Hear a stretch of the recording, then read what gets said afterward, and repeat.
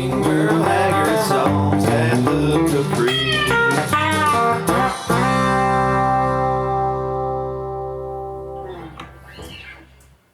Lost bets, lost love, lost teeth, lost blood. And if you're not in jail, we'll see you here next week.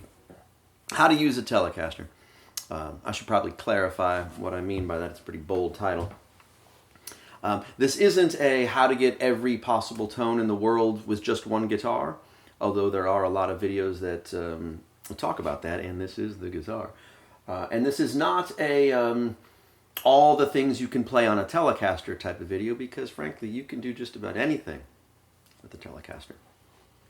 What I'm talking about, how to use a Telecaster, is that classic country, twangy, string bending, chicken picking sound that is so closely associated with Telecasters. Indeed, it's the sound that was really pioneered on the Telecaster.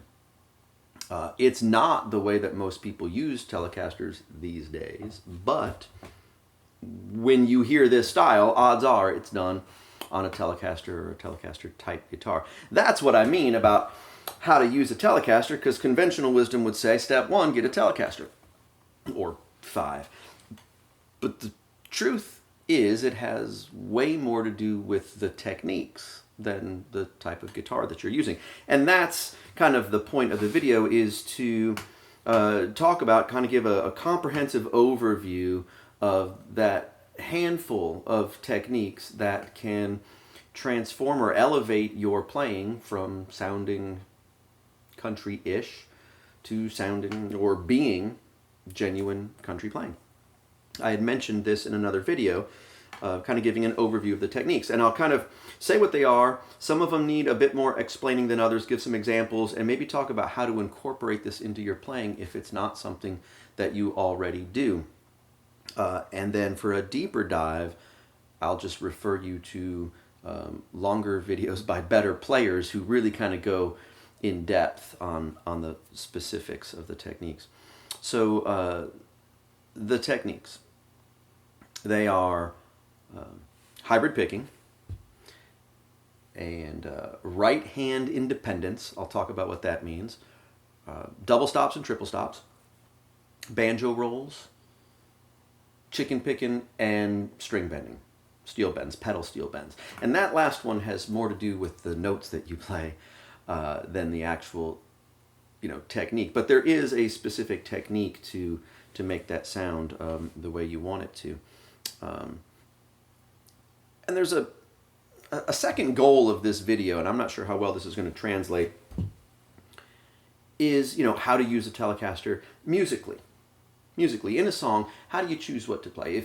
If there were a completed song, acoustic guitar, bass, drums, vocals, it's done, but there's one track open for you to add your guitar part. What informs your decision of what you play? And for that, I'm going to use a demonstrator song, that song, Friday Night at the Capri, and maybe show some of these techniques in context, in a musical context, and maybe give some insight as to how what's on the recording came to be on the recording.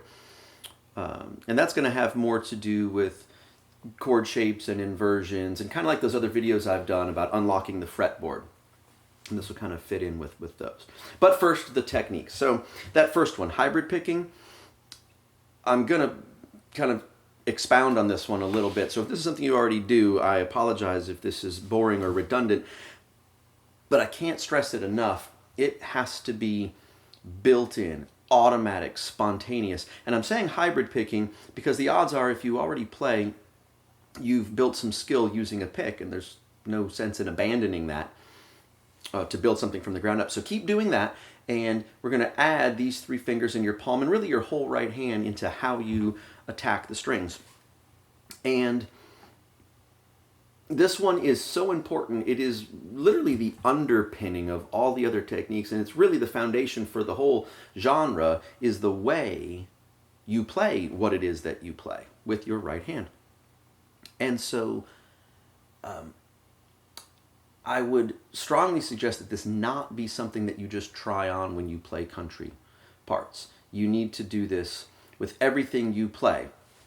And I guess before I give an example, I kind of want to talk about fingernails, because there's I don't know if it's a debate, but there's a wide variety of opinions on fingernails, like the fingernail length and shape, and do you coat them with things, do you do press on nails? And on one end you've got, Johnny Hyland, very specific, truly a master of the craft, and on the other you have maybe, Red Volker, calls his fingers sausages, also a complete master of the technique, wildly different approaches.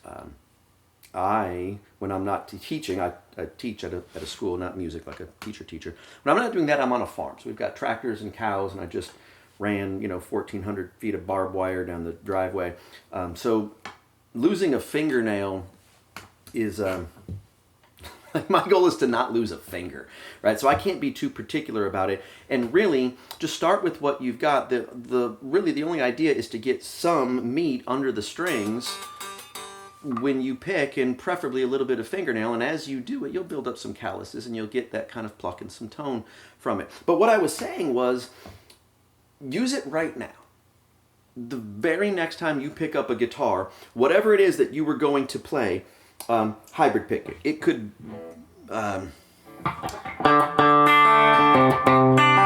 it could be Sweet Home. It could be Sweet Child. Like whatever it is, start getting these other fingers into it. You don't need to be too particular about the specifics of how you do it. Just whatever comes naturally, because again, you want this to sort of grow naturally from the way that you're already playing. Maybe if it's an alternating picking pattern, maybe pick on the downstrokes, fingers on the upstrokes.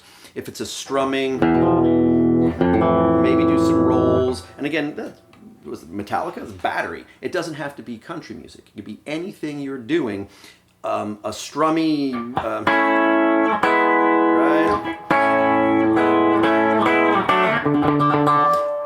Those were double and triple stops. Whatever it is you're playing,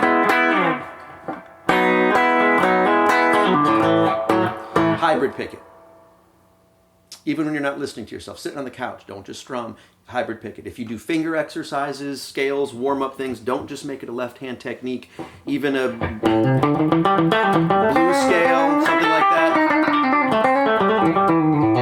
That was done, that was pick, a hybrid pick it.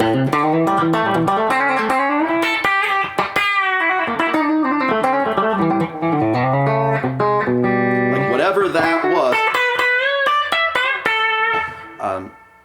it was hybrid picked. I know, I can feel it. And if I did it again, it wouldn't come out the same way. And now that I'm hearing whatever that just was, that wasn't a particularly country scale. That was a kind of just blues box. But the second time through sounded decidedly more country because of that snappy tone. And there were some double stops and triple stops that just happened because I was using those other fingers. They were just there. It has to be so baked in that efficiency of movement, if it dictates that it is more efficient to pluck that string with your pinky than it is to skip 3 strings to do it with a pick, that it happens without you thinking about it. Right? It has to be that spontaneous and automatic. So, again, I know I talked a lot about that, but I really can't stress how this cannot just be something you sort of try a bit when you do some country riffs. It has to be built into your playing style. Now, after that, or while you're doing that, you're going to want to build some discipline. And this is kind of getting into the second technique here. I was called it right hand independence. And what I mean by that is you probably already have some independence between your picking hand and your fretting hand. And now you want some independence between the picking part of your right hand and I'm going to call it the plucking part of your right hand. And this isn't just for doing solo guitar. This factors heavily into very common rhythm vamps and rhythm comping parts in this style of music. Now, the easiest way to wade into this is with dead thumbing. But it's not dead thumbing because we're using a pick. But it's basically just quarter notes on, in this case, the E string.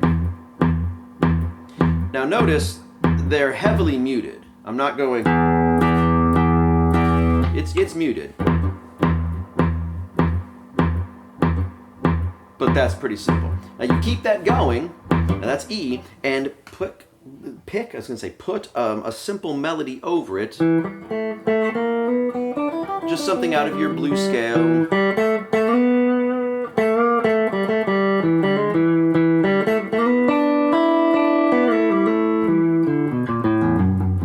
Something in that, with a little bit of musicality to it. Don't just run scales up and down, but do that while picking those quarter notes. And the idea is you have a melody that is kind of syncopated. In other words, it's not just quarter notes. You get that simple rhythm and a simple melody over it.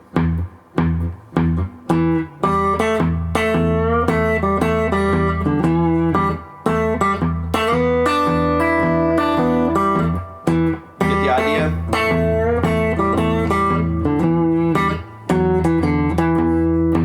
That never stopped.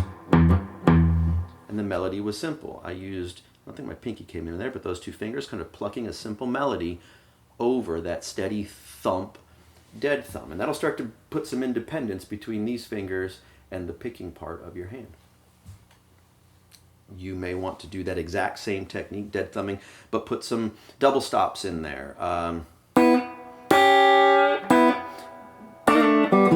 There's a riff, this is it's from the 40s, I forget the name of the song, but fits over E and A and E. If I could talk theory for a second, it's got a kind of a micro bend, and what you're doing is you're taking over E, an E6, and the E minor, and you're bending it almost up into an E7 with a major 3. And then you can switch to dead thumb in A and do the same. Bend it maybe a bit less there. Again, we're kind of in between notes because that is an A7. And you're kind of bending away from the A7 and back to the E. And you can go to the 5 chord, which would be B, and do the same thing there. Because you're kind of bending into what would be like a B with a minor and a 6 on top.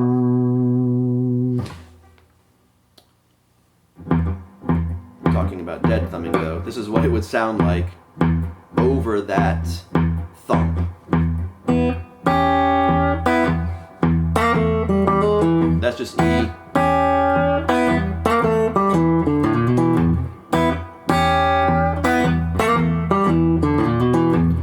E scale, then go to the A. Same riff. Maybe a little bit of A.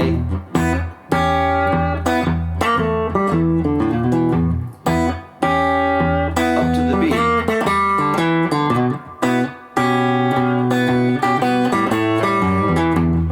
You get the idea.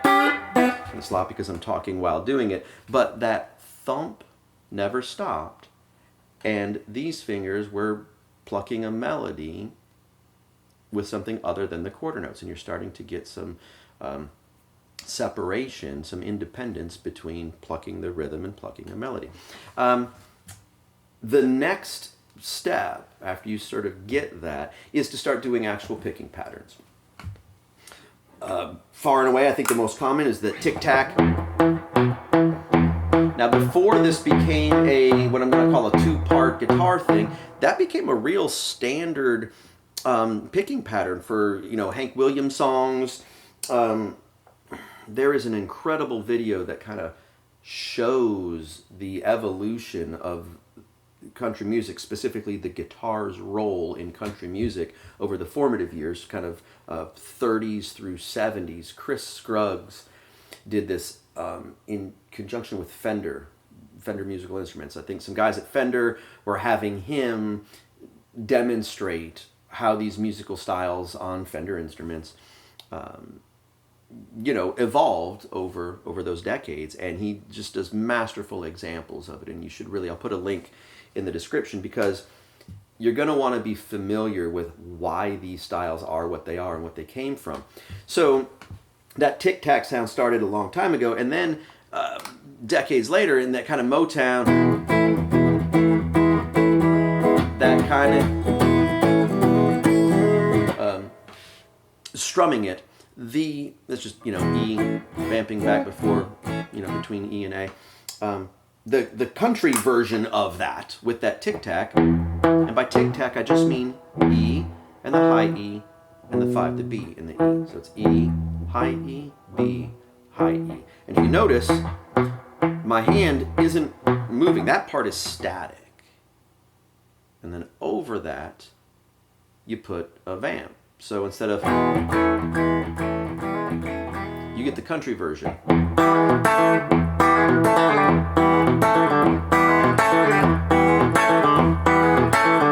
Up to A.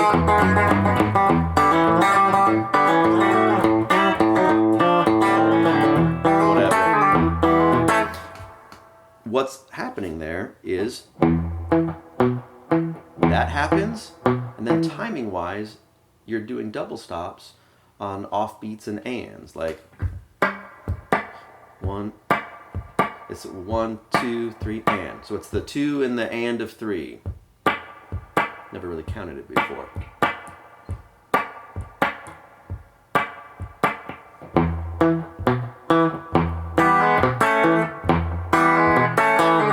Little fall, some little kind of little grace notes and fallaways, but those two patterns are happening independently of each other. And that's a real common backing. I play that behind, you know, Folsom Prison, behind just all kinds of songs. That can become a very good vamp, and you can do it over the 4 chord.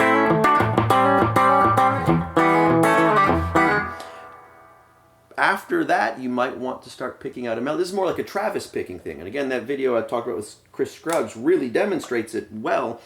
But that same pattern, but then another chord, the 5 chord, that would be a B. And there's the E. When you go to the B, don't go here. Sonically, that's spread too far away. You want to go from those notes to, sonically they're very close to each other. It's a nice kind of in the same family type of sound. And there's the B. Then over it, a melody.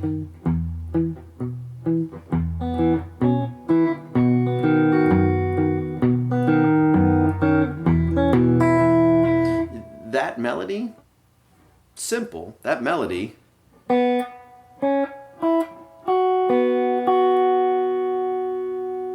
that's over your B.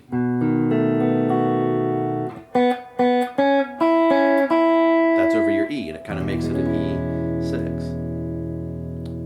That's not particularly impressive. It's not flashy. It won't really turn heads. But getting the independence, the ability to keep a picking pattern going consistently, right, with those quarter notes, and then a melody that hits on different times, it'll start to kind of be like a little log splitter, right? And it'll split apart this part of your right hand from the picking part.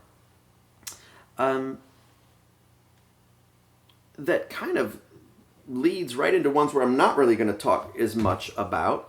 Double stops and triple stops. It's kind of what I was saying earlier with hybrid picking. It doesn't matter what your, what your philosophy on fingernails is. Just get the meat in there. Double stops is when you pluck 2 strings at the same time. Triple stops, 3 at the same time, and then while picking at the same time. So it's technically a quadruple stop. That's 4 notes. It was all the fingers were at work there. And that becomes really, really important when you get into pedal steel bends and those other little picking pattern things I was talking about, those double stops and triple stops. So there is a video by Danny Gatton. It's his first Hot Licks video, and he really goes in depth on some of these picking styles. And I would recommend that you watch that one. It is amazing. Some of the information's odd, like using cigarette ashes at the bar to keep from dropping your pick, and that if you can't find someone who's in tune, find a dial tone, because a dial tone is F. Like you can find a dial tone these days. And then it just goes into some absolute gold, some of these techniques. So double stops and triple stops, you're going to want to practice that again. Practice it with everything you play. Any song. I know that's not the way they probably did it, but start doing it so it just happens naturally and automatically. From there, you get into banjo rolls, which are really double stops and triple stops, but not at the same time. It's more of a quickly rolling through. There's 1, 2, 3. Get your pinky in there too. Kind of like a strum, but a little bit more definition.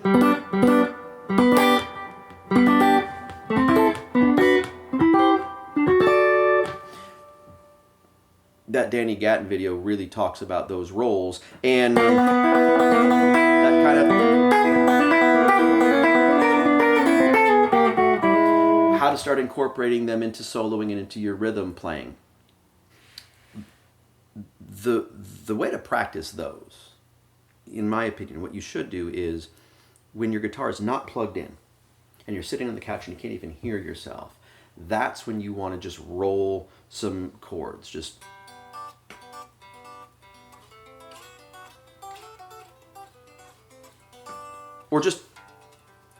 just pick a chord. And 1, 2, 3, 1, 2, 3, 1, 2, 3, 1, 2, 3. Backwards. Pinky. And don't just, really try to get the separation.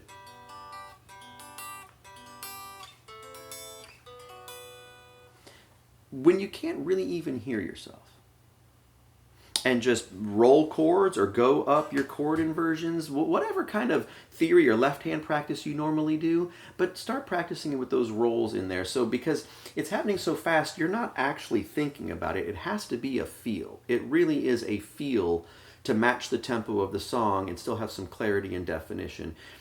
Then there's chicken picking, and for chicken picking, honestly, that's just... It's not something that I kind of do on demand.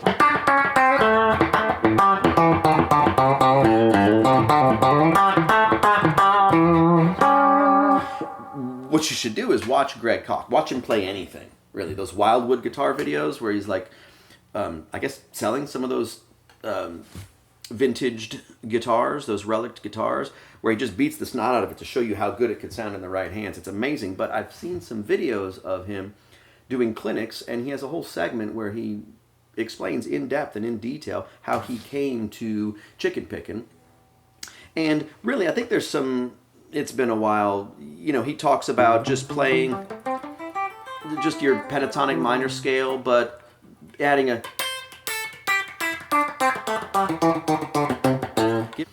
the last one that I mentioned was bends, right? Steel bends, pedal steel bends, and that really has more to do with the notes you play. And you play those notes while doing a double stop or a triple stop or a banjo roll. So there's those techniques, which are all done while you're hybrid picking. So that's all the techniques. And you emulate the, you know, the pedal steel and your A, you know, this, that type of thing.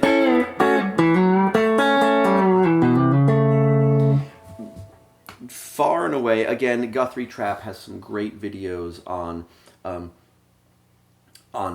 triads, because you shouldn't memorize your pedal steel bends. Like, don't memorize the shapes of where they are. Really what you want to know is what chord you are trying to play, and then bend into chord tones of that. That will serve you so much better than just remembering a box and when to bend. When I do this, that, or here, I'm thinking of this A chord. And I want that note, and the major 3. And I know that that is the root, that's the 5, and that's the major 3. You got to know those. That's the inversion. That's like, I guess you'd call it the E shape of the A chord. If you're talking like a caged system. And I want to bend from the 2 to the 3 while holding the 5 and the root, the high A. So that's the root on top. You gotta listen. Don't overshoot it. You could do it with the 5 on the bottom, and there's the root, and there's the 3, and I want to bend into that note from the 2. Oh look, there's a roll. Or done as a double stop. You can bend the 3 to the 4 and back. You can, it's like a 6-9. Bending from the 5 up into a 6, make it an A6. You can make it an A6 with the dominant 7 on the bottom.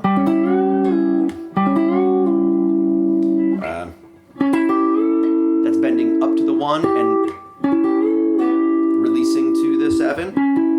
Again, that's the major 3, that's the 5, that's the 1. Sounds kind of cool. That's the 3 on the bottom. There's the dominant 7. There's the 1. And then when you bend up, the A note's not even in there anymore, but over A. Sounds good. Those have more to do with chord shapes than memorizing the bends, but the techniques are you have to listen with your ear, bend into the chord tone while letting those other notes ring. And that is going to take some practice. And it's usually done with double stops, triple stops, or a banjo roll to get it. Oh, way overshot that.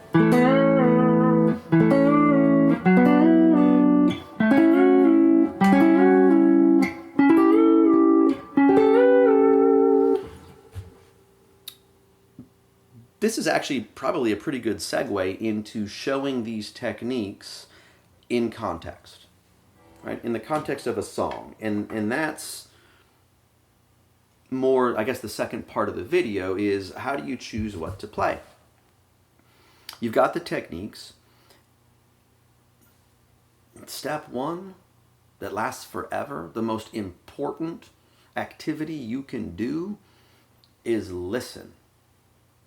Listen to this music. I got some albums behind me from the 50s and 60s. Really be familiar with the music, with the roots of the music. Where did it come from? That Chris Scruggs video that I mentioned is a great jumping off point of starting to hear some names and examples of what their music sounded like and get familiar with the evolution of the style and specifically the guitar's role in that style.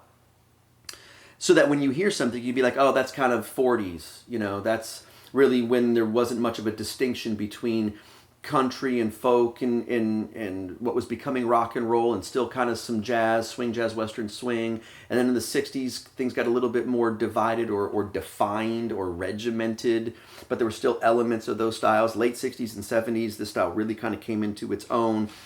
And you should be able to pick out those eras when listening to it because that sonic vocabulary is really what's going to lend itself to what inspires you. You might hear a lyric or a drum fill or a bass part or just see something and it's going to remind you of something from one of these songs or related to one of these songs, and that will be kind of the launching point, the spark of creativity. And then if you know the techniques and you're familiar with the fretboard, you'll hopefully know how to attain that sound that you hear. But before you can do that, you have to be able to hear what's not there. You got to be able to hum a tune or whistle a melody that would fit, and that comes from just a vast familiarity with the genre. So what I'm going to do is play the song Friday Night at the Capri in short chunks, and then listen to just the isolated lead line, and then show what that was. The song, just as background, is in C. It's a 1-4-5 progression in C. It's got a C, an F, and a G or G7. And in the chorus, there's a 2-5 turnaround. So it goes in C to the 2, D7, G7. But those chords aren't played. The acoustic guitar player did that. Right? It's a really simple mix. The other reason I picked this song is because it's just an acoustic guitar, bass, 3-piece drum kit, and vocals, a couple harmonies. All of the other dynamic changes that happen and all the other sounds in that song are done on one guitar, one track, start to finish. Right? So here's the song, and we'll just kind of go through just the intro, tag of the chorus. I'll stop it, then we'll do a verse, stop it. That'll be the method. Here it is. We sing Merle Haggard songs at the Capri. Well, the dog track closed down years ago. Now, here's just the lead line. I'm not going to show you how it's played. It's over a G7, and then C, G7, C.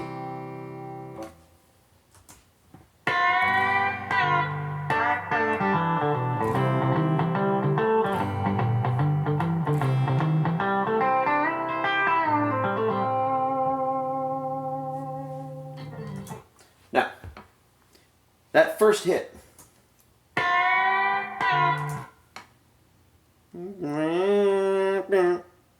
What was that? Do you just guess? Is it that note? That?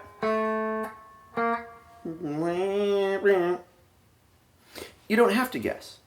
You know that the chord is G7. There's a G chord and a G7. There's a G chord and a G7. There's a G chord and a G7. G chord, G7, G chord, G7. So somewhere in there are those notes.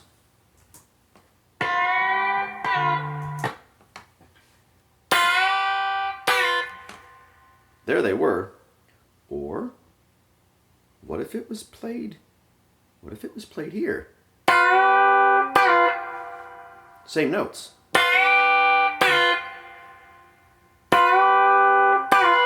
Now I'm hearing a difference. On the lower pitched strings higher up the fretboard, they sound more round. Definitely more snap to those, and I'm noticing that this is much easier finger position than bending like this. It can still be done, but it's a little sloppier, it's more of a stretch, and it doesn't have a snappy sound the way that these two strings do. So that's probably how it was done. That's a G chord. There's the 7 to the G, and the high 3 is on top.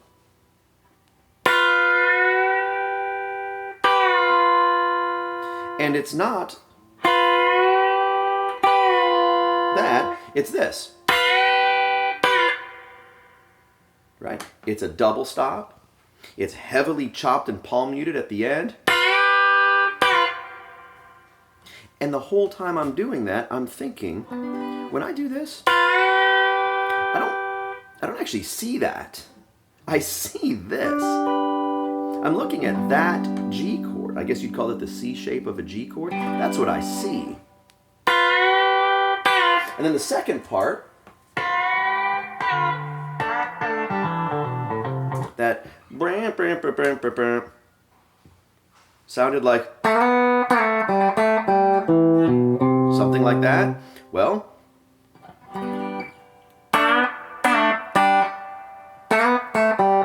that's the 3 of G, the 2 of G, and open G. That's Mary Had a Little Lamb. And while that's happening, the 5 of G is playing. That's what it is. And I know that. I didn't have to guess. I knew it was probably somewhere around here. And there was definitely a half step up into that C. Now, I know, because that's me on the recording, I wrote it, but that was a long time ago, and I don't really write it down or learn it to do it the same way every time. So I'm listening to that, and I'm thinking, the way I would do it, I would do that bend. When I was showing the bends in A, that little, when I said the most common country bend, it's that, but it's in G. It's coming right out of that C shape and that G shape. I think that G, then I think this G, and that C. And on the recording, you can hear there's a little slop note in there too. And I probably could have recorded it cleaner, but I think David Lee Roth said we're not looking for perfect, we're looking for right. That one just had the right feel to it. And now the chorus is C, G, and C, but you hear this vamp, it's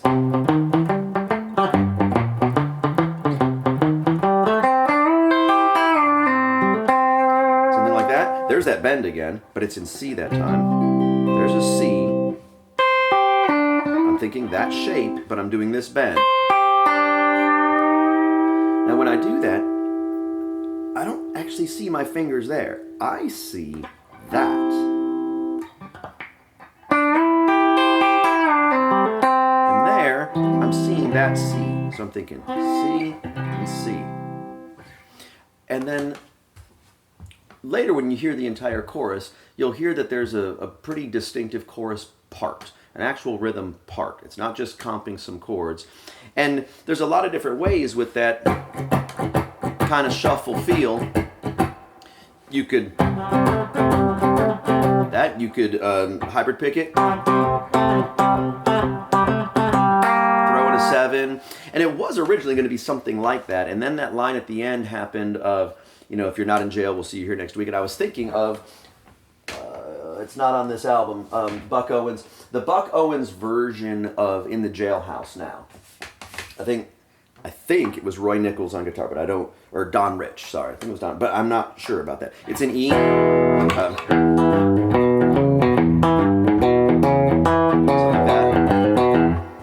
In the Jailhouse Now. I basically was inspired by that, and I wanted that flavor for the chorus. So that's that riff. There's C, and there's C, and it's got that minor 3 to major. Kind of almost a left-hand boogie-woogie piano type of line. And then it does that over the G and the C. And in the chorus, when it goes to the F, it does the same thing. So that's where the idea for that chorus rhythm line came from. Now,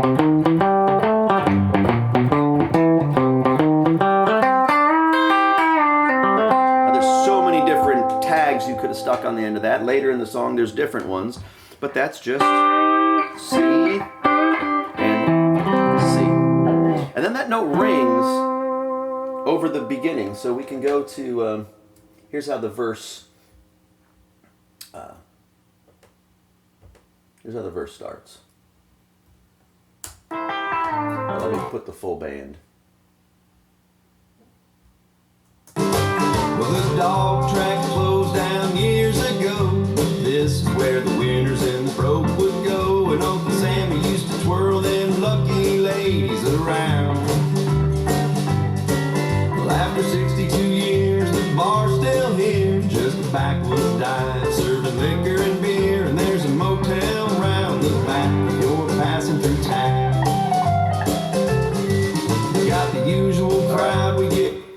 Pretty simple chord progression. And notice that note hangs. The dog track closed down years ago. This is where the winners and the broke would go, and Uncle Sammy used to twirl them lucky ladies around. That, the G7. And the first verse, if you listen to the lead line, it's really more about what was not played. It's really sparse, and it's just this offbeat feel.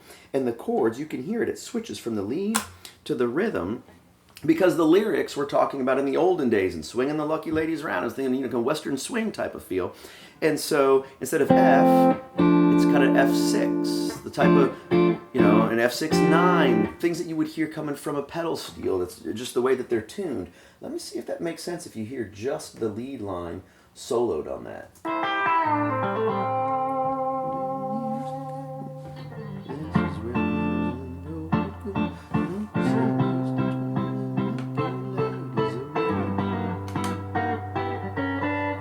62 years the bar still here, just backwards back, you're passing through town.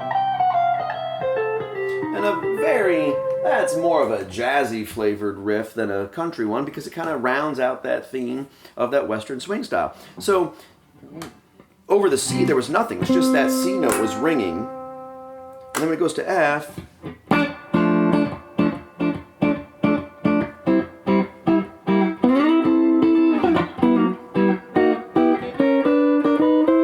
now something like that. There's a lot of different ways you can do that, these little passing chords, but the F on the offbeats, 1, 2, 3, 4, that type of thing, or that, not that.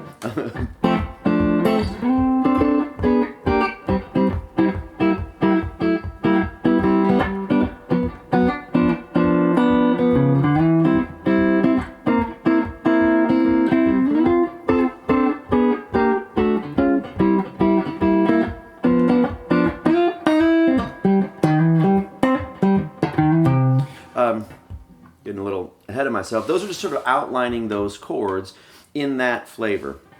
So the F, C, maybe a C7, or maybe C, maybe C6, doesn't really matter. And then G, something like, or you could go all the way up there if you want to. I think I showed this in another video. This G6, just a G, you play the 6. If you do a double stop on this set of strings, little half step, and do the same thing, but this time plug the 3 last strings, the G, the B, and the E.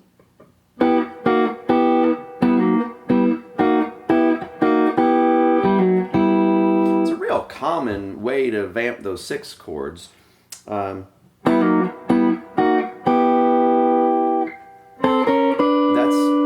still the G, so, and then I need to go to C, so then I'm already here, just a chromatic walk up, and I'm thinking about that C, major 3 in the C. That's from this C up to this C. There's the notes. Just walking up. Harmonized.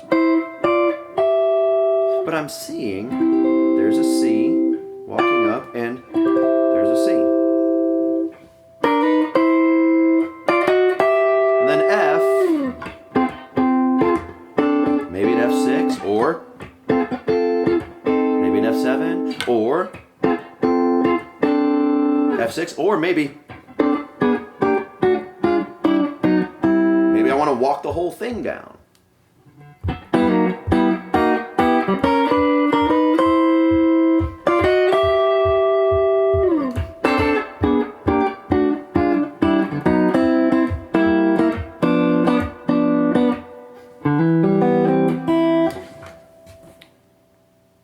Those types of chord movements really just come from being familiar with the different shapes of the chords, and usually walking some sort of ascending or descending bass line or lead line, something that's, sonically, musically pleasing to the ear. So I was vamping these somewhat Western swingish type of chords. Oh, and then there's the ending of, so whatever the timing is on that. That entire riff is really just, I'm just thinking a C chord. Walking, that's the, from the minor to the major 3, there's my C. You could do a walk up there, you could start on the 6th, chromatic walk up there, or you could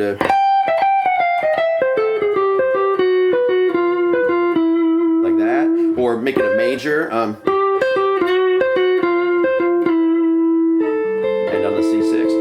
Again, you can play around. It's just coming from that C shape.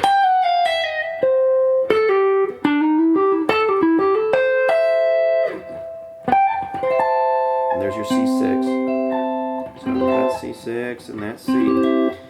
That's all that was, and really the decision to play it that way was built on the lyrics, hearkening back to the earlier, the style of music that might have been played when the place first opened. The next verse kind of takes it more modern. Here it is full band. Got the usual crowd, we get rowdy and loud. Just decent people, glad to have each other around. And my cousin's here in case some stranger wants to brawl. Even though he could throw that fool clean through a wall, try to buy him a drink and introduce him around. Tell him, buddy, give me a call. Another Friday night. And then it goes into the chorus in F. So that's if you want to hear it soloed.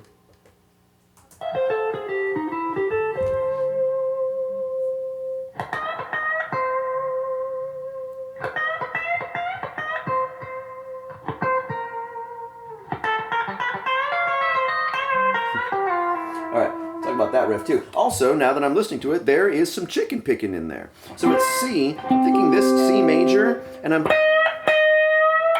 giving that, half step bend to major, and then that's just half step, half step, half step. Something like what a vocal line might do. And without even thinking about it, there's a chicken picking type of stuff.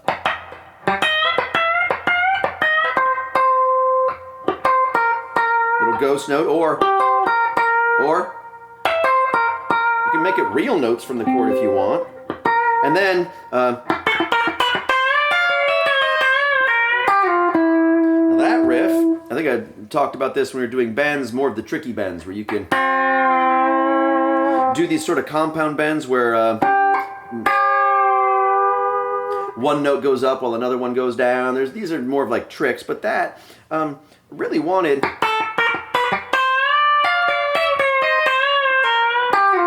kind of a drunk sliding off a bar stool type of feel. What's happening there is you're in G, and I'm thinking of this G chord, that G7, right?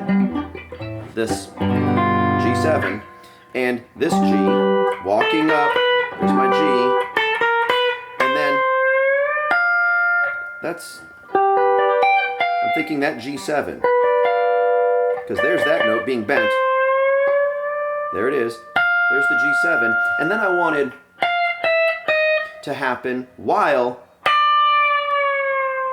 happened. So there's a chromatic descending while that note is dropping. So you walk up to it.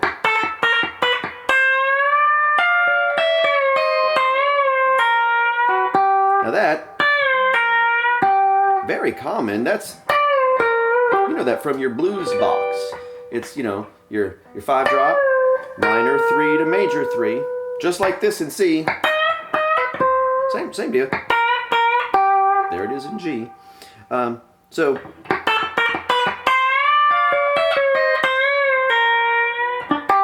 and then resolves on the nice, happy, clean, in the box, major 3 of C. After that weird type of fall. I guess the hardest part there, the technique of string bending, is to have that note ring and be able to allow this to slowly fall while your other 3 fingers go.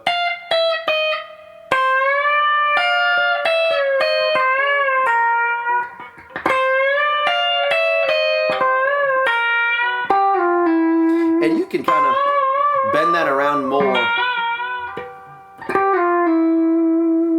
It did happen somewhat spontaneously, and it came out a few different ways, but again, it was supposed to sound a little untethered there, so it could resolve nicely under that 3 of C. And then it kind of backs off.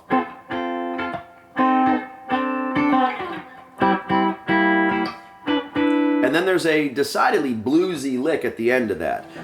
The kind where when you hear this, you should, that right away, that is coming straight from your pentatonic box. That's a blues riff. And it's something I added a little, the 6 bends up, little blue note in there, something like that. And then it's got to drop the F. I don't even think I hit the F. I was busy hanging on this. I let the bass player do the F. Let's listen to that. How? Right here at the end.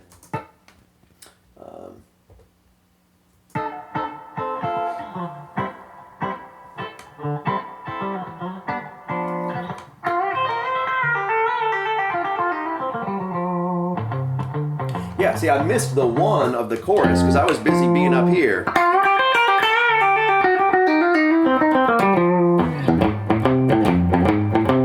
Something like that.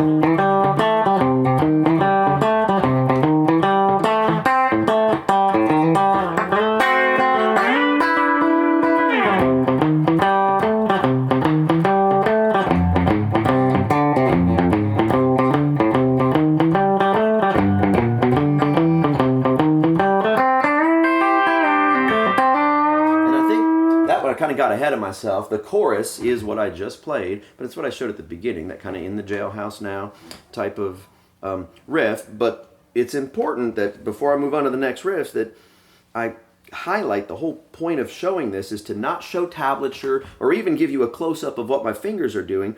It's to show you that when you hear something like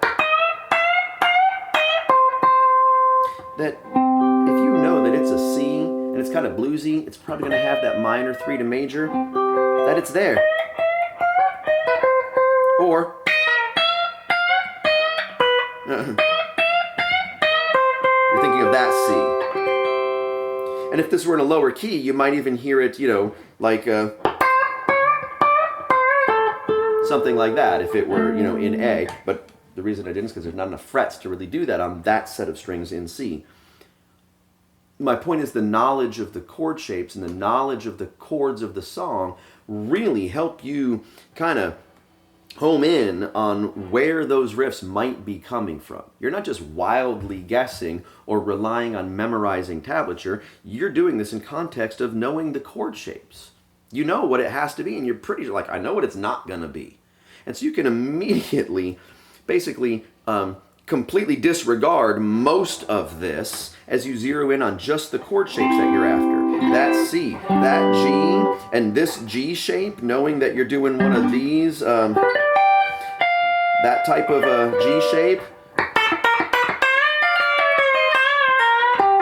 And then that, you know it's here because that's their C chord. And that's where your hand would naturally fall if you went from playing this G7 to this G to C. That's right in there. And then that riff. Oh, got down there to hit the F that time. You know that that's in that C pentatonic, minor pentatonic box. Now, I hope this is making sense. The next verse. There's the chorus, already played it. That chorus ends similar to the way the one at the intro ended. And then the next verse talks about, you know, the bar sent boys to Vietnam, later to Iraq. It talks about, you know, 69, 70, 71. That's where they would meet before they shipped out to boot camp to go overseas. Right? And I just wanted to shut up at that point. I wanted the lead guitar to go away and not detract from the lyrics of it. And I also wanted an element of, I don't know, voyage or goodbye. And so the Hawaiian style lap steel or pedal steel chords, that's kind of what I was thinking. Here's what it sounds like after that chorus. Songs at the Capri. This bar sent boys to Vietnam, later to Kuwait and to Afghanistan. Thank God them local boys somehow made it home. We raise a glass to the ones who paid it all, and their mothers and their brothers when their spirits fall. Styles. Come on in, you'll never drink alone. And then another walk up to the chorus. What that was kind of a whole lot of nothing at the beginning of that verse. Listen to it soloed. Here's that riff. And then just lets it fade away. That's the F. That's over C, G.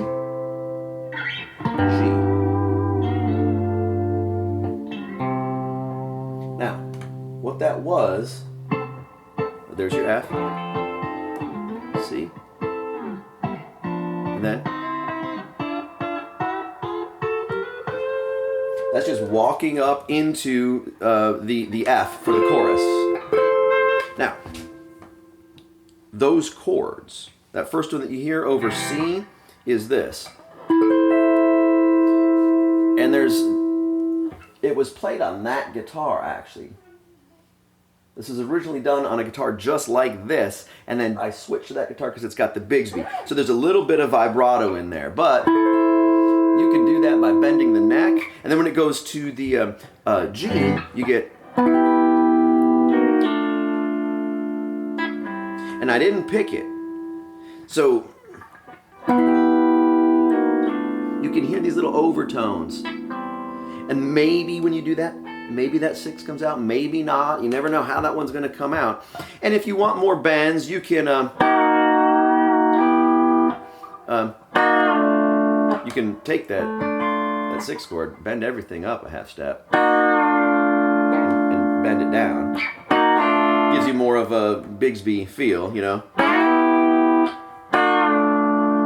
You could even bend down into that C major. I'm just thinking of that C chord. Now these chords, by the way, this, what that is, you're like, oh, that's an E minor, right? Yeah, but it's over G. It's a G6. There's your 1, there's your 3, there's the 6. There's your actual G, there's the roots,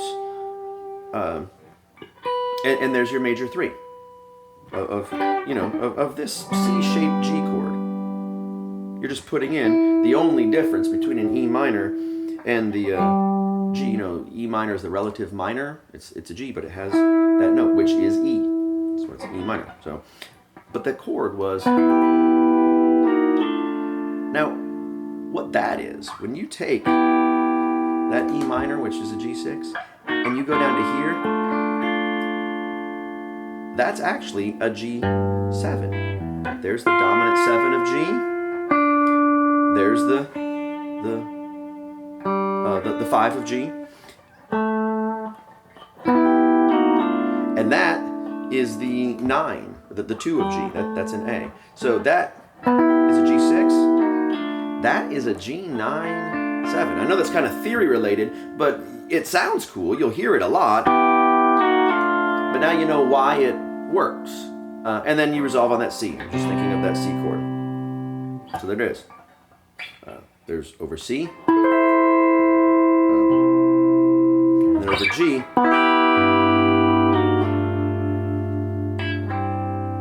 And that's over a C, which is there. And then the walk up, it kind of comps the F again, little offbeats. C, maybe a G6, and then something like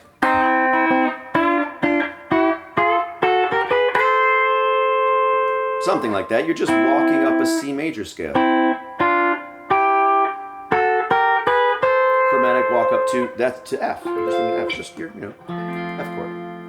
So you're going to find notes that don't really fit in there because it's not always just chord based. Sometimes it's based on things like I was just trying to get from here to there in a chromatic way, or in a bendy way, or in a flashy pull-offy way, or in a dissonant way. Listen to solos like, Little Sister Pete Anderson with the Dwight Yoakam, a bunch of Brad Paisley. So there's all these outside notes because it's not really about the chords at that point. It's about the flavor that they want. A lot of ascending and descending things can be chromatic. The beginning of the solo, the steel solo in New Riders of the Purple Sage, their version of Hello Mary Lou, it's in C, and it's a whole... He keeps going all the way up until he's into this, C chord.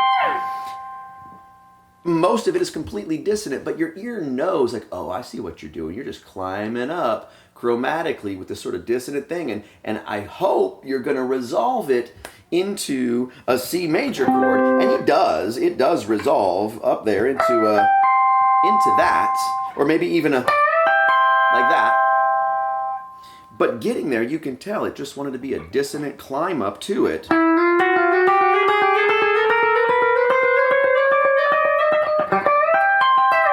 Something like that. My point is, you're going to hear a lot of outside stuff, and that's good too.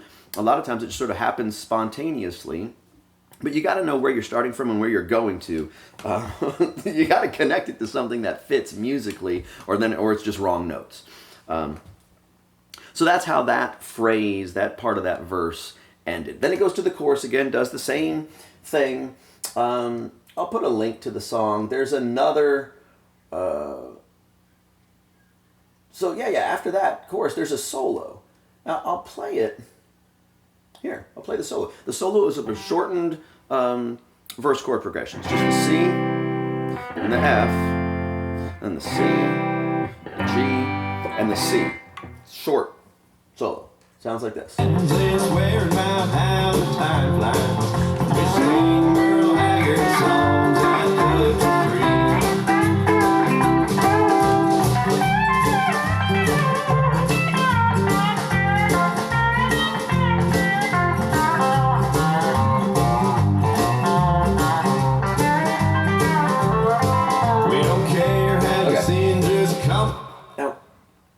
I think this would be kind of guess I'm using this video is to show how to figure out these lines by knowing the chord shapes.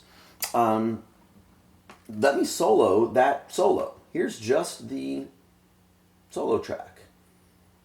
It starts with a little walk up. You know it's going to be in C, and it's kind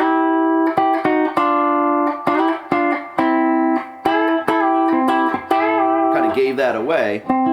There's my C, C6, little bend there. That's C, that's G, because remember it's C, G, C, there's C, and then that's G7, look.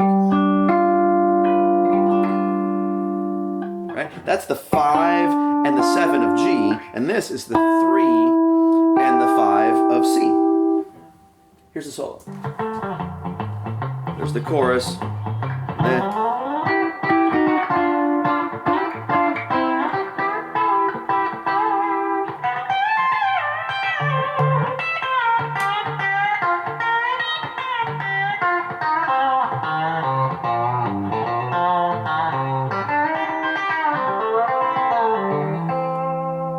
Okay, now I'll show you what that was. By the way, it was done on that Telecaster, Lindy Fralin pickups, real close to what you'd get on a 52 or 53 Telecaster through there's a Deluxe behind me, that's what I'm playing through right now, a 65 Fender Deluxe. And there was a Wampler Ego compressor, I think, or maybe an MXR. And I think there was even an overdrive, an old Boss blues driver, just for a touch of grit. And then there was compression in the mixer, a tube compressor. But it was a pretty clean signal chain. It was mic'd with the SM57, just like what you'd have in a bar.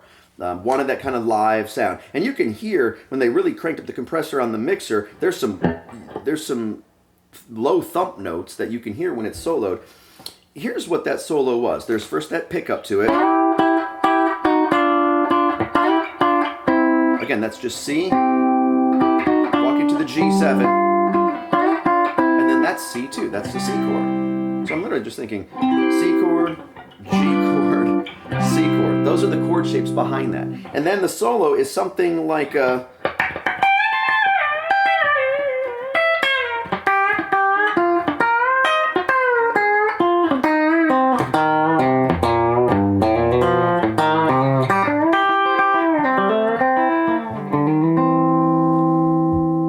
Something like that. A little sloppy, but what it is, I'm thinking, there's a C chord right here. And this you don't have quite enough frets, but there's a C chord. This shape, C, it's right there. And this, let me do it down here. C chord, C and C6. That's C, 6, and 5.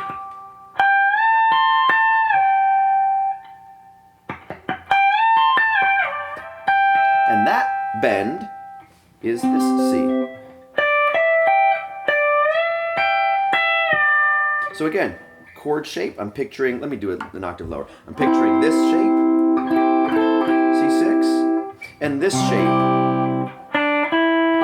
C. And then it kind of lets that note ring and does a few bends and moves without picking again, right?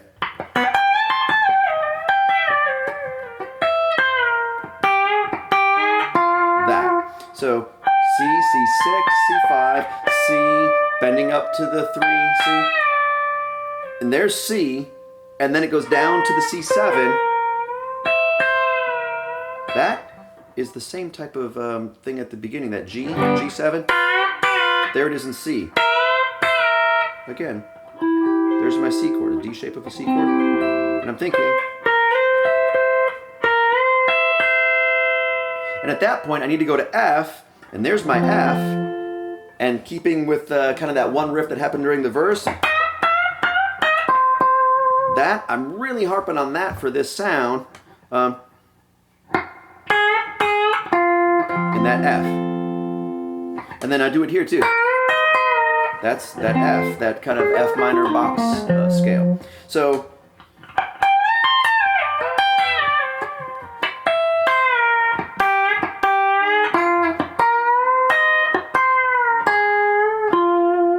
that is F there, and this is F there, and then it just goes an octave lower. Does that motif there, and an octave lower, same thing. Again, that's just C, bending to get that minor to major, and then the same thing in G. And I think, or I sometimes do it like that, but that's just, you know, G7.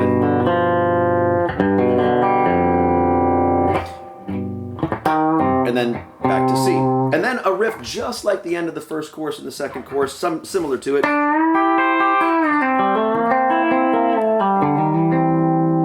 That's the bend of the 3. And this is bending to a C6. I'm thinking of that chord. That's C6.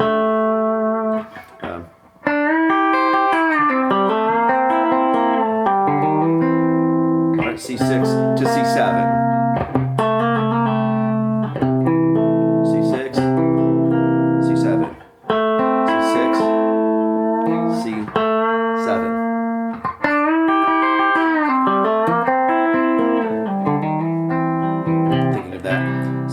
So that's the entire solo. I'll listen to it again, try to play along with it. And I had to stop playing the chorus because it was just one track, start to finish.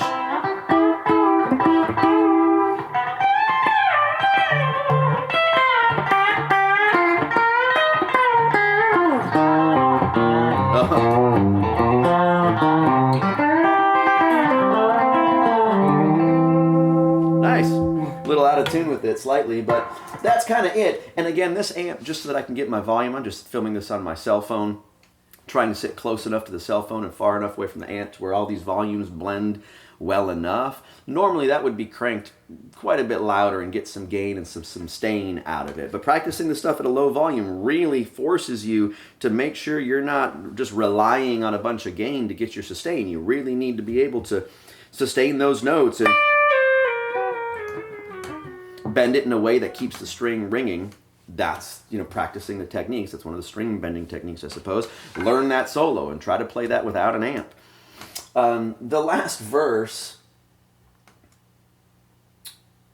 basically, I just wanted more. The last verse is the one that's got the, you know, lost bets, lost love, lost teeth, lost blood. If you're not in jail, we'll see you here next week. And I just wanted something a lot more aggressive. So over this one, here's some double stops and triple stops. type of stuff.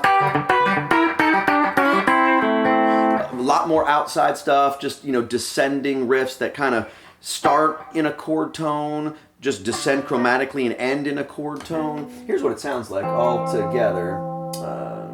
Tell lies about fishing and about where you've been. Just take it easy on the AC/DC pinball machine. It's antique. And if you got score to settle, take it out in the mud. Lost pets, lost love, lost teeth, lost blood. And if you're not in jail, we'll see Like you from the solo. next week. Another Friday night after Capri, it's safe to say. So there, again, a lot more aggressive. Starts with the C, you know. Come on in, tell lies about fishing and about where you've been. And then, just take it easy on the AC/DC pinball machine. It's antique.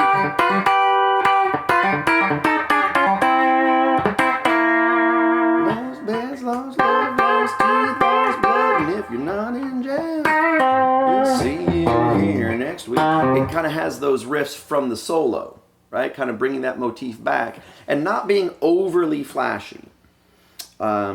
That you can do whatever picking pattern you want, but I'm thinking C7. That C7 shape, right? And then there's the C7 stays, and there's the C, like the note C and the 5 of C, it's a C7, and then you pull off that finger. That note doesn't sound that great. Technically a chord tone. That note you really don't want. That's a B. That would turn this thing into a real, you know, a very kind of jazzy C actual 7, C major 7. You don't want that, so you do it, but it's heavily muted. And you can do 3/4, you know, like Pass the Melted Butter. If you're into playing drums at all, or just pick a pattern and do it over and over while the drummer plays that beat. Right, and it'll match up every 12, or have it catch up every bar if you want. You know, the way you time these things is completely up to you, and you can base that on, you know, the feel of the song, the feel of the crowd, the tempo, how you did it last time. So that's the C. However, and then the G, I'm thinking G, G7, and I know I want to get from here back to C. So a fall. That would work, and then C7. And then F, but for the F, that last part, lost bets, lost blood, lost teeth, lost blood. I really wanted to just really sound like someone just getting nailed in the face. So that F, I'm thinking of this F. What I'm doing there is I'm thinking of that F, and I'm taking that note and bending it into the 3 while keeping the 5. And you could even do it with the 7 on top. And again, that's being done with a, you know, double stop. 3 notes are being picked, and only the top one's being bent. And as soon as it reaches its pitch, you cut it off. So it's these short stabs.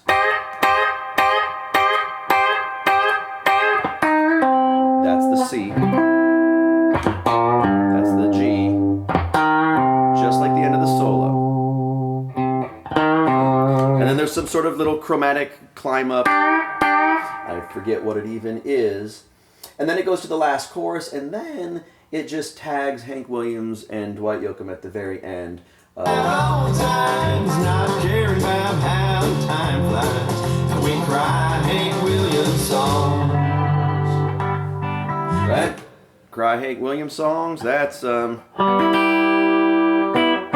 Hey Good Looking. Oh, and look, there's that banjo roll, all 4. That's just a G6. While you play the G6 chord. And then we wind Dwight Yoakam songs. Play the whole thing. Time flies, and we cry Hank Williams songs.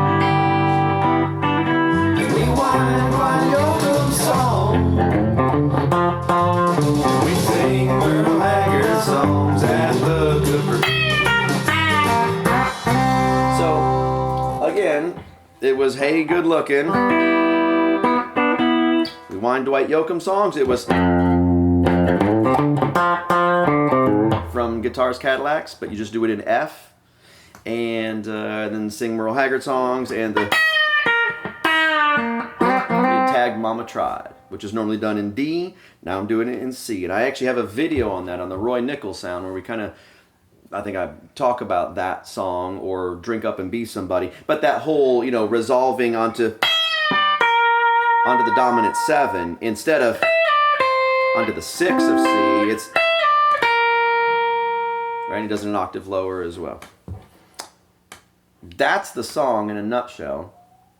And you've now heard all the lead lines and seen me play them. Told you a little bit about what inspired them, right? The first verse, old Western swing. The next verse, more outlaw country. That chorus vamp came from In the Jailhouse Now. I'm drawing on a vocabulary of, these classic songs that define the genre.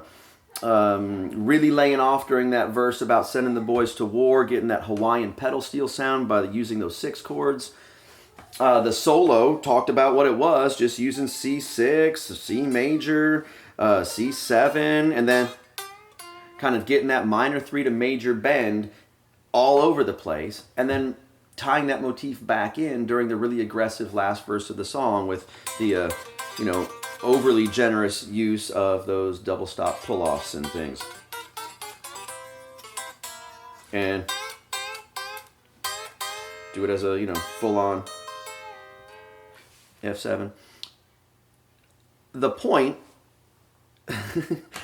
is to show that you can hear these riffs and hear these solos, and you should be able to kind of zero in on what is likely happening, because you know what the chords are. And if you know what the chords are and those few general shapes that a guitar player would use for those chords, you kind of know where they were likely to pull those riffs from. And you know why those shapes work, because you know you're pulling them into and out of chord tones. And then you might even know what inspired them to do it, because you might have a wide, vast exposure to lots of the songs over the 40 or 50 years that this genre is becoming kind of regimented and defined. I think what I might do, I hope that was helpful, right? Showing you the techniques on their own, showing how the techniques fit into a song, when you might use them, how they add some nuance and character, and then showing you how to pick out these lines by tying them to the chords that you know they're being played over. I think that's a more holistic, it's a better way to start to understand the fretboard than just to say, give me the tablature, let me memorize those, and have no real concept of why what you're doing works. Because then if you want to do something else, you really don't know. Like, should I go over there? Will that work? I don't know. But then you'll know, I can go from this C to that C. And it kind of unlocks the fretboard. And that way, when you do hear an idea, like, I'd like to do a riff that sounds like, whatever it is, you'll kind of know where you're likely to find that on the fretboard. And that kind of frees up your playing. I'd really be interested in hearing what other people do with it. So what I might do is, I'll post the song. I'll give you a link to the song, on Spotify and the Apples and the whatever. I'll post it on this YouTube channel, and I'm also going to post a version with no lead. I'll take the lead out of it, because I've heard the lead played by a fiddle and by piano and by recorder, actually. But it'd be kind of neat to see what other people might do with it. Let me know, and if there's a way to do it. I'm not really a YouTuber, but I can kind of post other people's versions of it if you'd like. I know that was really long and rambling, but again, I'm trying to show the techniques and then show how they fit in the song and give some ideas of how to use a Telecaster musically. So I hope that might have helped you out.